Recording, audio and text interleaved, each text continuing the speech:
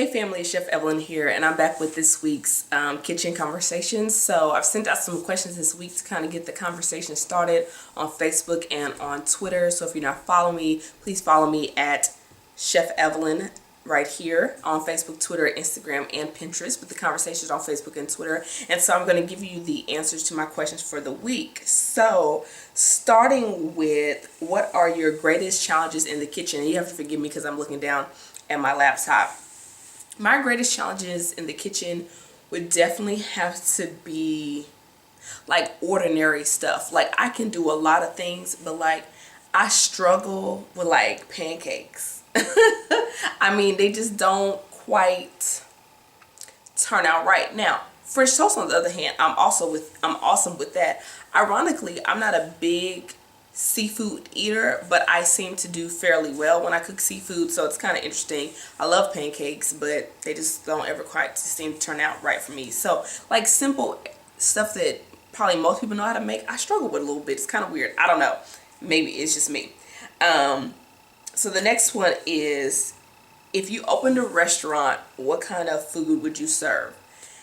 Funny enough, I get this question a lot, like, oh, do you want to open a restaurant? What kind of food would it be? And it's so funny because I think people expect me to say soul food, and I'm not gonna say why I think they expect me to say soul food. We just gonna put that to the side. I be wanting to get people to the side, like for real.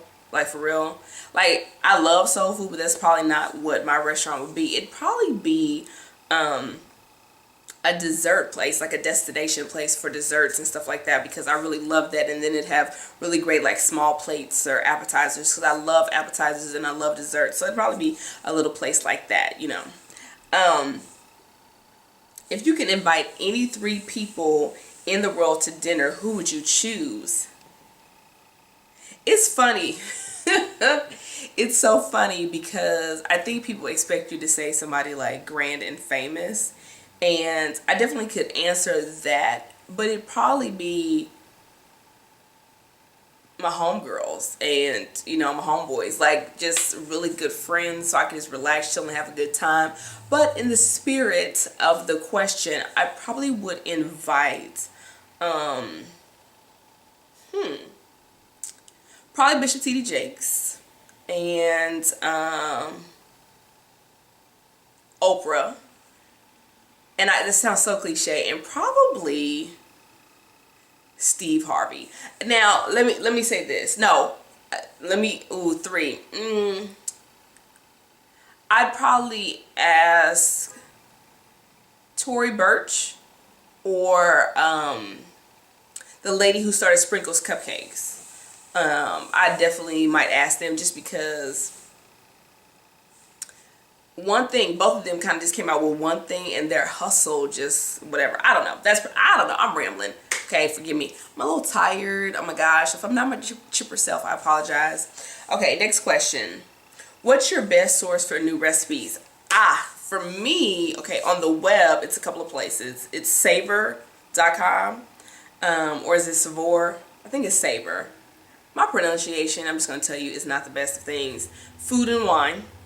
.com and gourmet.com. And the reason why I pick those websites is because their recipes are tested, and they're usually kind of on the cutting edge of what's new and what's hot, things like that. Now, as far as off the web, it's usually cookbooks, and it's usually the kind of cookbooks that you're not going to find in your everyday just random out and about shopping. Like, you're either going to have to go to a bookstore, or you're going to have to order them online. It's going to be from chefs who had famous restaurants or something like that, or just I really like their style of cooking, and so I want to try their style of cooking. So probably mostly hardback books or some author chef event that I went to or something like that.